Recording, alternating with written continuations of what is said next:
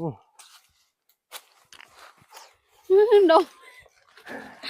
แล้วก็ดมกุกมาตะกบเมื่อวานนี่กันเหนียวมาน้องที่ซอยเดี๋ยวรอบนี้ให้พี่จัดเองน้องเดี๋ยวไว้ละอายช่วยน้องนั่นบ่น้องอีกแต่ไฟสีซอยไฟจะหน่อยนี่ฮะพอเลยลมรถมื้อนั้นนั่นบ่แม่นเลยเนาะฟ้าหักแล้วนะย่าแล้วเฮ้บ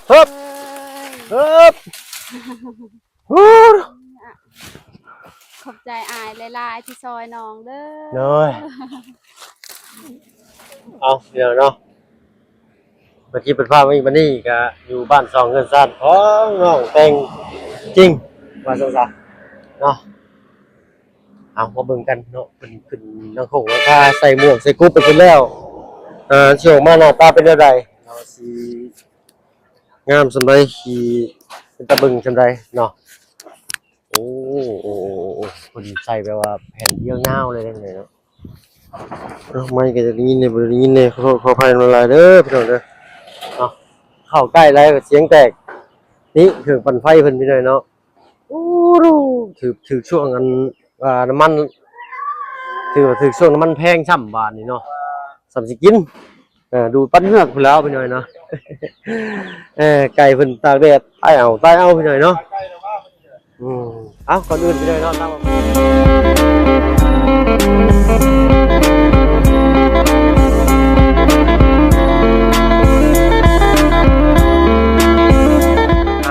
พี่น้องเลยเนาะกราบทักทายสบายดีผู้ใหญ่ใจดีและ FC เบิร์ดทุกท่านที่เข้ามาชมช่อง YouTube บ่เบิ่งไกลๆคือเก่าบ่ฝั่งไทยฝั่งลาวและทั้งฝั่งต่างประเทศก็ยินดีต้อนรับเข้าสู่ช่อง YouTube บ่เบิ่งไกลๆเช่นเคยพี่น้องเนาะโอ้ยใกล้เลยเนาะเอ้าฮักอีหลายกล้องนี่ก็ได้โอ้ยขอโทษขออภัยพี่น้องเนาะสบายดีทั้งแม่น้องแต่งจริงเลยเป็นไงเรียนแลเบิ่งเฮือนแล้วก็ได้นั่งลำนั่งแง่งอยู่เนาะนอนรับเลยเนาะเอาผ้าข้างมันยังบ่ทันมีก็บ่พอก็มีแต่เอาใบตองกล้วยมาเปะใส่เอาเนาะดีใจโอ้ยดีใจแฮงเลยเนาะตอนเป็นเรามาราคาแล้วเพิ่นไปประกอบแล้วกันนอนบ่หลับกินข้าวก็บ่ได้กินซ้ำเลยเงยพอโธ่เนาะเราดีใจแล้วว่ะถ้าว่าให้เฮ็ดด้วยตนเองใช่ป่ะบ่มีผู้ใหญ่เพิ่นซอยนี่ประมาณจักปีสิได้บ่มีนะตอนนี้บ่มีเนาะบ่มีเลยเนาะมีเนาะออกมาเป็นกรรมอีกสองด้านเลยเนาะเอาเป็นบุญวาสนาของเจ้าเนาะผู้ใหญ่รักผู้ใหญ่เป็นเดียวแลยืดมาซอยว่าซั่นซะเนาะเพิ่นบ่ได้สอนคือสิบ่ได้ชัดนี่โอ้คนเราต้องมีความหวังเลยเด้อเนาะสู่ต่อไปว่าซั่นซะบ่ว่าไผพี่น้องถ้ามาเบิ่งคือกันเนาะยังบ่รอดตายอยู่เดือนนี้ก็ได้ยังบ่ฮอด100พี่น้องเนาะขอโทษขออภัยหลายๆขออนุญาตย่างเบิ่งก็เด้อเด้อเนาะโอ้ยไก่น้อยเราเจียกอยู่พี่น้องเนาะโอ้บ่ได้เป็นน้อยๆเด้บ้าน2กันซ่านแล้วนี่ก็ได้หลังบักใหญ่นี่เด้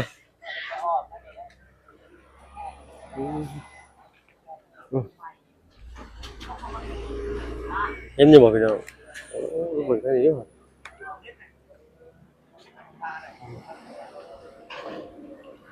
กว้างๆใหญ่ๆงามๆเลยแต่ว่าเฮ็ดแล้วหน้าบ้านก็โอ้อีกแล้วหน้าบ้านก็เฮ็ดเป็นบ่อนซ่อมแป้งรถหรือว่าขายข้าวขายของก็พอดีคักแล้วได้พี่น้อยเนาะต้นม่วงเพิ่นสิได้ออกอันนี้ไสเมื่อวานนี้ได้ยินเสียงบ่คักพี่น้อยเนาะมาลองเบิ่งทางน้องสังก็เป็นชื่อหั่นน่ะน้องดอกแคว่าซั่นซะสาวสีดอกแคเลี้ยวแลคนเข้าตำรามือมาเบิ่งก็ได้พี่เนาะเอาผิดพลาดประการใดก็กราบขอโทษขออภัยนำเด้อพี่น้องเด้อเนาะน้องลาอยู่บ่น้องลาบ่อยู่เนาะเพิ่นไปไสเด้เนาะลืมถามเพิ่นน้องลาเอ้ยไปไหนใช่แม่ อยู่ไห้ใกล้บ่อยู่ใกล้อยู่บ่โดยเอาแต่สินำไปเบิ่งพี่หน่อยเนาะป้าพี่น้องผู้ใดผู้ให้เพิ่นอยู่ต้นไม้ต้นน้ำพุทุกคนโอ้ผลทางเลยป้าไอ้ลูกได้ยินเสียงอยู่ผู้พี่น้องยินเสียงน้องยังก็น้องดอกแค่น้องลาเอ้ย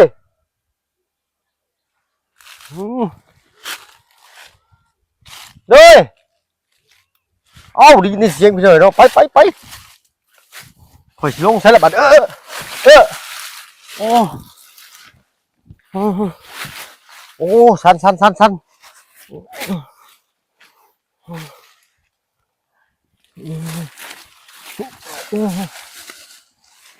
เอากดลงก่อน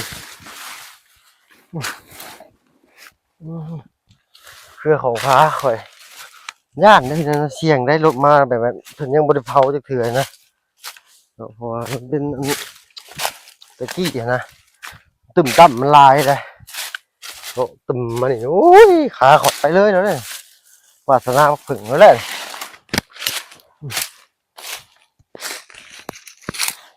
ขากองหักช้ำ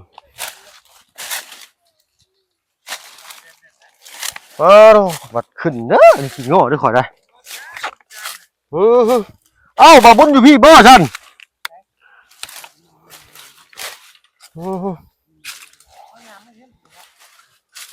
ได้ตัวนะหายังนะ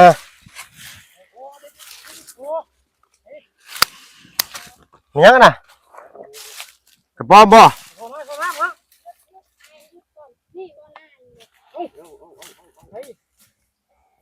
มียังนะพากันหาพี่เลยหาต่อโอ้ยไง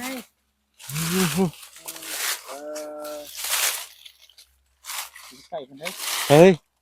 โอ้ห้างขมมมันนี่บ่ยังบ่ใหญ่เนาะดีพี่น้องนะขออนุญาตเนี่ยหากระซำบักแตงโอ้แม่มันปลุกเนาะไปได้ป้าเหืออะไรขย่อยใช่น้องดอกแค่สบายดีเด้อโดยเอ้าที่บดผ้าบาดนี่ข้างล่างอยู่สบายดีทางอาจารย์ลาวเนาะเอาเสื้อผ้าก่อนละไปขาลงมาเนี่ยคือว่าง่ายรวยบัดขึ้นเด้อบาดมีทางขึ้นที่ดีกว่านี้บ่น้องแค่ขึ้นทางห้วยบ่จะสิพาไปทางไหนไปได้เบิดตอนนี้ไปทางห้วยแล้วฮ้อนเฮือนเลยน้องยังบ่แค่ในแนมบ่มีแฮงต่อนี่ตัดตัวนี้ลงนี่เนาะบ่คันตัดตัวนี้มันสิลมทางนี้โอ้ไว้เฮ็ดเสาได้ไฟใหม่ผักกิเล็กนี่เสาตูบเสาเทียงน้อยคอยหน้าเจ้าเอาไฟรถน่ะไฟมาล้นย่านจังหน่อยถึงให้ยังบ่ทันแฮงให้ถึงให้อ๋อยันมันไหม้ให้เลยแฮงลายแล้วมันบ่ไหม้หมดมันสิยากอีกเนาะต้องปลาให้มันแห้งก่อนเนาะโหนกระเตาลึโอ้อาจารย์คืออะไรใครย่อยเนาะวะไปบักใหม่น้ำลาวกินนี่ได้คนละจักลำมันลำเดียวก็บ่แล้วครับลองเนาะอายเพิ่นเราจอยน้องเพิ่นคือเก่ามาเอาพื้นบ่ทางนั้นว่าบ่ตัดกุกใหญ่พอแล้วบ่น่ะโอ้แล้วบ่ตัวใหญ่ต้นมักต้นยังน่ะต้นไม้ยังน่ะเพิ่นเอิ้นน่ะต้นใหญ่นี่ใช่น้องผู้ชายน้องกุกไม้อาตานโดยอ้าวเว้ากันไล่กันห่างไปเฮา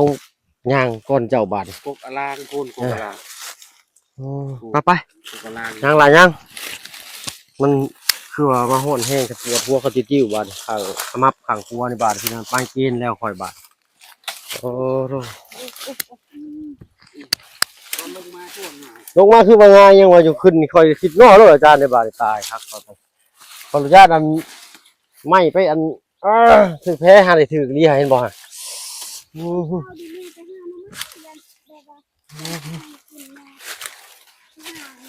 น้องคนไปว่ามึงแค่เงียบลีรอพี่น้องเอ้ยเนาะ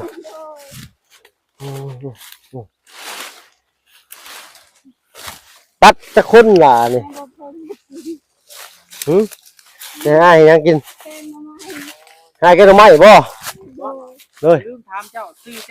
อะไรก่อนส่งล่าอย่างนี้เลยบายขอลาก่อนนะ ผมไม่ ส ลา บายดีเด้อจ้ะสบายดีสบายดี ลา โดย ลาน้องลาเนาะ เดี๋ยวลาก่อนนะ ลาก่อนนี่ป่ะ โดย น้องลาชื่อเต็มเลยจ้ะ เต็ม ชื่อแท้นะ ซื้อละ ชื่อแท้ก็ล่าคือเก่านะ นามสกุลเด้จะบ่มีบ่ล่ะ ใช่ นามสกุลเจ้าบ่มีนามสกุลบ่ บ่มีใบสุครัวเลย เนาะเขาเพิ่นยังกลุ้มใจเรื่องสมุนครัวอยู่ เป็น เมื่ ยั อง วาน คื นี้ อว่า นะ ซื้อลาไม่ได้ตั้งให้ แม่เป็นคนตั้งให้ เป็นยังคือว่าซื้อลาเนาะ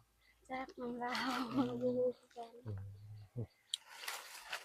พ่อเจ้าเสียในจักปีแล้วก็ 10ปลายปีแล้ว ตอนที่น้องยังอายุ12-13 ปี อืม หักจืดหน้าเพิ่นได้อยู่เนาะ โดยซื้อนางอายุ เนาะเสียใจนำน้องเพิ่นหลาย เพื่อนเราบ่ได้มีผู้ชายเนาะแบบว่ามีแต่ผู้หญิงเนาะ ๆเพิ่นนอน2คนกับแม่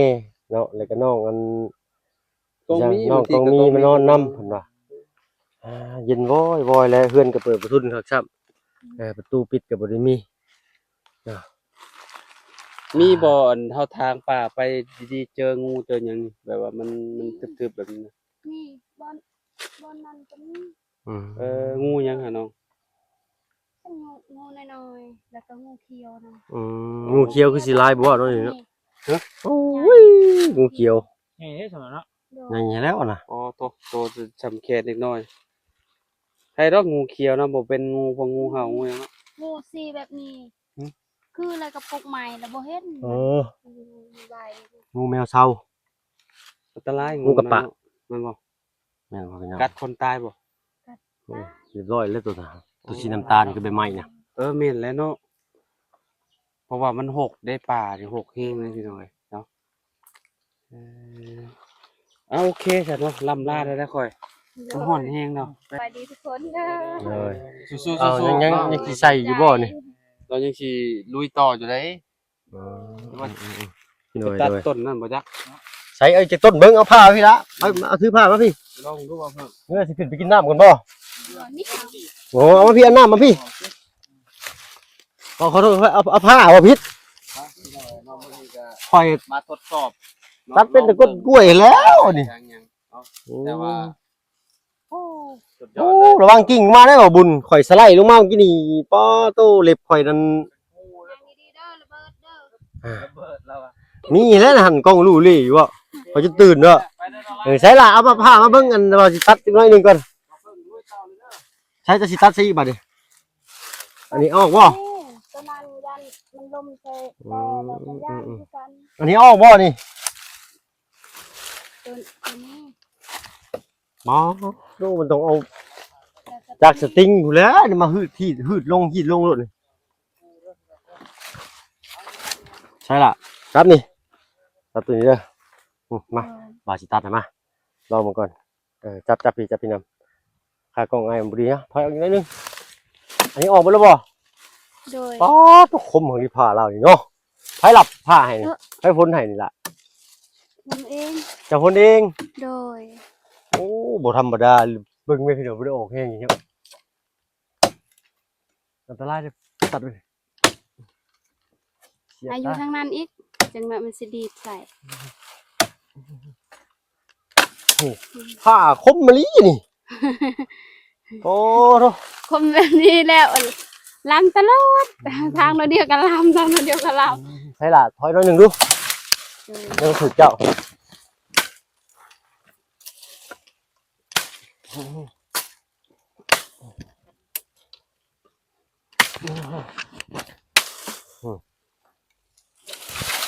เป็นพื้นได้เลยเด้อนี่ป้าแต่ว่าแห้งแล้วกันนั่นรถบัดดึงลงมามันมีหางต่อน้ำสิหางแต้นน้ำสิได้หลาน แทนก็มีเบื้องนั้น ปุ๊บแล้วก็บ่ทันเลยเนาะ โดย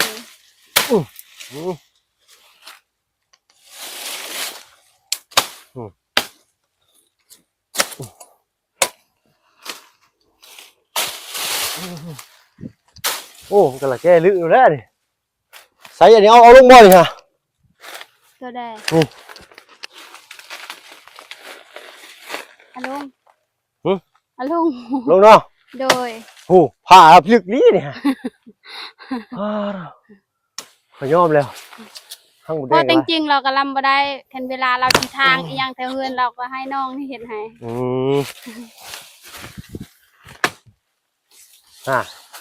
2 บาทเท่านั้นเดียวเนาะคักรีผ่าจังเลย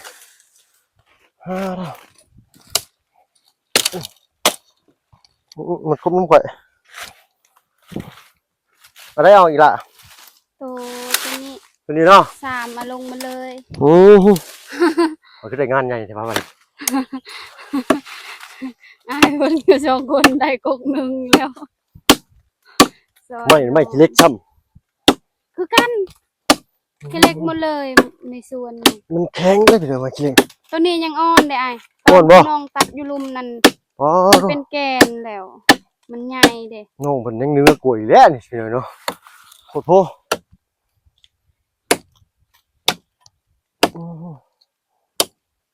โอ้ยแต่จักรสติงใส่เด้เนาะ โดย ใส่เป็นบ่จักรสติงนี่ บ่เป็น ยากอีกเลย เห็นไอ้เคยเราบ่ได้ทางให้เรามีอยู่แต่ยันเรายังคาเวียก เป็นยังข้าวเรียกเพิ่นเนาะ โดย โอ้ยบ่ขาดแท้เนี่ยเขาต้องตัดนี่เลยเนาะ โดย ขึ้นไปตัดอยู่เทิงอีกบ่ได้บ่ ไอ้ขึ้นได้บ่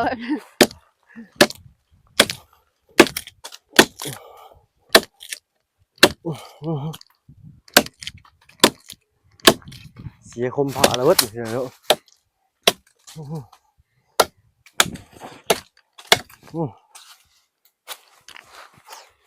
ดม มันบ่หอม แล้ นะ วก็ดม ดมกุ้งใหม่เหรอมันจะไปกินได้นะสัมผัสละพี่เลยเนาะอันนี้ก็บ่ได้ตัดไม้ทำลายป่าดอกเด้อเพิ่นก็สิทำมาหากินของเพิ่นเนาะ หางมดแดงทางนั้นน้องเอาลงอยู่ลุมแล้ว แต่เมื่อจักหน้อยน้องเอา แดงหลายบ่ล่ะ หางหนึง ผ้าอยากโง่เนี่ยพี่เลยนะปลายมันนี่นะมันไปซับตัวนี้นี่สลัดกระจั่วเขาสิ ครับขึ้นไปฮะเฮ็ดบนเดียวมันจึงหักไว้นั่น นี่ล่ามขึ้นติ อันนี้ลามไปมันก็บ่หักแล้ว โอ้โหโอ้โห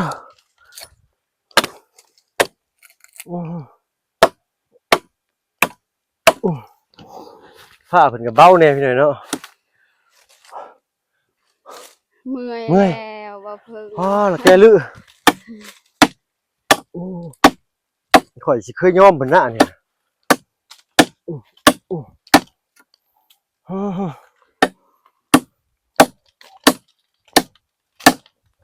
ข่อยบ่ยอมก็ได้ดอกตอนนี้บ่เป็นหยังมื้อแลงพุ่นเนาะน้องเนาะ โดย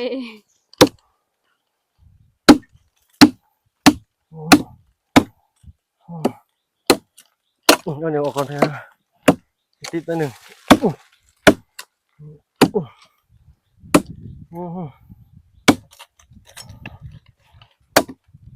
ไม่ใต้หมาดนี่แห้งแก่นเนาะเนาะ โดย มันเหนียว กกมาตะกบหมู่บ้านนี่กันเหนียวเพิ่นมาน้องสิซอย เดี๋ยวรอบนี้ให้พี่จัดเองน้อง โดย ไม่ไหวละ อายช่วยน้องนั่นบ่น้องอีกช่วย แต่ไฟสีชอยไฟจะเลยนี่ฮะพอเลย ป้าลมรถมื้อนั้นนั่นบ่ แม่นเลยเนาะ โอ้ลมรถอยู่ไสอ้าย อยู่บ้านไอ้ผม อืม คันเร่งมันข้างนะ ใครแน่เนาะบาทหน่อยเดียวลายบ่บาทบ่ โธ่เลิกได้นี่ โดย แต่ก็หัวเข่าอีกแต่ก็เล็บตีนหายไปเล็บหนึ่งข้างนี้น้ โดย เจ็บ ทางยากบ่อยู่พุ่นบ่ ำทางมันบริยากเนาะแต่ว่าคันเร่งรถได้มันข้างเลยนะมันเบรกก็เบรกบ่ได้เบรกรถก็มีแต่เบรกหน้าบ้านกำเข้าไปข้างรถล้มตุยเลยแหละ เนาะ หึ ว่าคันเฮาบ่ระวังอีหยังนั่นก็ย่านคือกัน แม่นแน่นอนเลย ใครแน่ยังเว้าใครแน่หน่อยเดียว สองเท่าเพิ่นนี่ตัดต้นใหญ่ชนิดอยู่บ่ ช่องเท่า บ่าวบุญกับอาจารย์ลาวเพิ่นตัดต้นใหญ่ชนิดอยู่บ่ กว่านี้อีก อ้า ลองกินนี่ 2คนต้นเดียวบ่ โดย โอ้เพิ่นสวยจังเลยเนาะ อันนี้ยังน้อยน้องตัดเมื่อกี้นี่นั่นตอนอายสองคนเราสิมานั่นใหญ่กว่าเรา ใหญ่กว่านั้นอีก สงคน โอ้เนาะ คุณสิฮอดโตกกตัวนั้นไอ้นี่ตัวนี้แหละ เฮ้ยตัวนี้ บ่โดยตัวนั้น โอ้เนาะพี่หน่อยเนาะโอ้เนาะ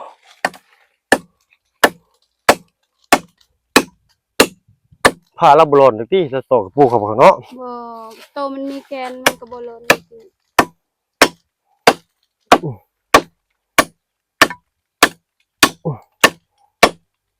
ใช่ล่ะได้อยู่บ่เบิ่งกันเด้อ ได้บ่ เจ้าติ้งเนี่ยก็ได้บ่เป็นหยังเนาะรถจับเบิดบ่ติ้งเลยธรรมดาธรรมชาติเลยครับเอาไง โดย เออหลีกทันอยู่บ่ทันอยู่เนาะตัวน้อยๆเนาะ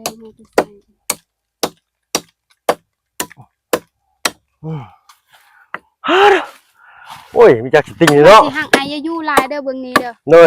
มันไม้มันสิตกใส่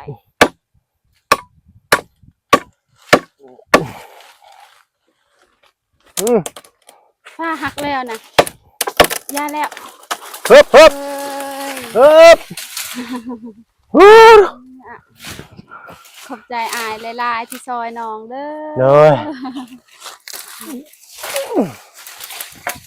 โหนทวันเป็นท่าทานเลยทีนี้ซัดให้ก็ง่ายแล้วพี่น้อง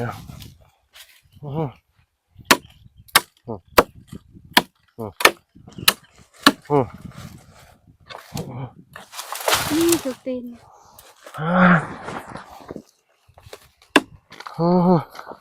โอ้ไปเห็ดเช้าดีหักได้หลายเนี่ยเบิ่งเงาเบิ่งอยู่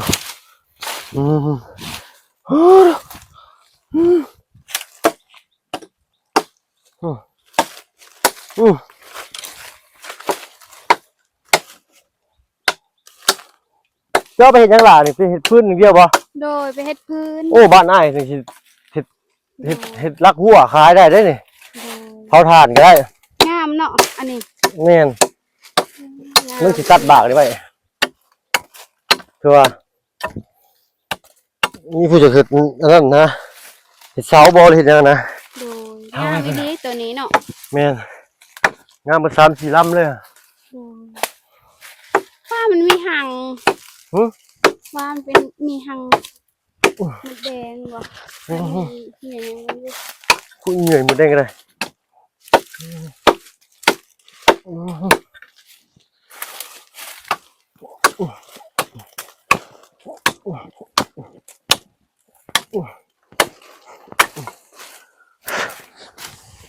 ฮึบ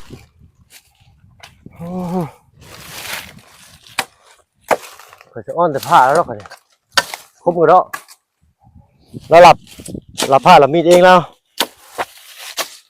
อยู่ทางนี้ส่วนมากผู้หญิงสิเป็นทุกอย่างเลยนะ เคยเฮ็ดแล้วอ้ายทุกข์ตั้งแต่น้อย อืม เฮ็ด แม่นเลย นำแม่เลยฮู้ 4-5 ปี เลย 4-5 ปีเอาน้องนุ่งได้เลยได้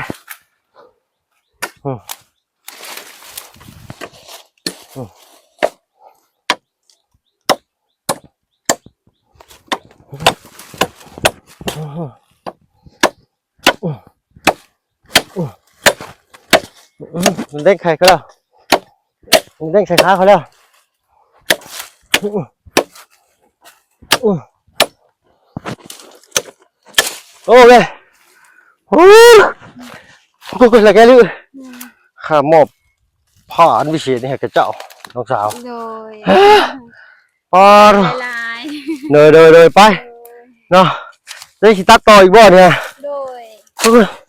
ทั้งระบายสิขึ้นกันด้วยสิเด้อ โดย ป้าโดไปหาน้ำกินก่อนโดยสบายดีน้องเนาะ ใจอาย3คนกัน โดยโอ้ยบ่เป็นหยังหลาย หลาย โดยถ้ามีจักสติ้งนี่คือสิง่ายเนาะ ๆโดย จะตัดเป็นบ่เนี่ยบ่เป็นถ้ามีนี่ก็อยากลองดูสิถ้ามีสิลองตัดบ่บ่กล้าเราที่ไหนนะขนาดบ่พึ่งตัดก็ยังดิ้นพี่หน่อยเนาะต้องให้น้องซ้อนตัดน้องซ้อนเพิ่นก็บ่อยู่น้องซ้อนเพิ่นไปทำงานอยู่เวียงจันโอ้ยตัดก็ไม่มาเมื่อยแล้วก็ขึ้นผู้อีกบาดจะมือยุ้มขึ้นเลย โ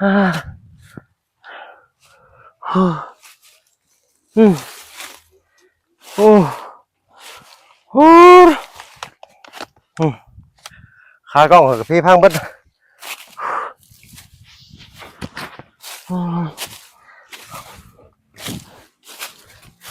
เฮ้ยโคตรขนาดใช่ละไม่ค่อยใช่ละเนาะได้อยู่พี่น้อยเนาะสำหรับคลิปนี้เท่าเพิ่งก็สิขอตัวลำลาก่อนตั้งมกตั้งใจยางเดี๋ยวเบิ่งกลับระเบิดมนุษย์ก่อนเราผลมาว่างกลับไปกลางคืนหน่อยขับรถไล่มือเหยียบแตกปุ้ยหอมชุยอะไรจังเลยขอโทษขออภัยไปพี่น้องไปขอพรคลิปหน้าหอบรีได้ไม่ต้องว่าเลยพี่น้องน้ำลายจะไม่มีในปากแห้งข้าวอยู่ดีไม่แห้งก็จะผู้ทุกคนเข้ามาชมช่อง YouTube บอกเพิ่งเคยไลน์คือเก่าสำหรับคลิปนี้ไปแล้วพี่น้องเนาะสบายดีจ้า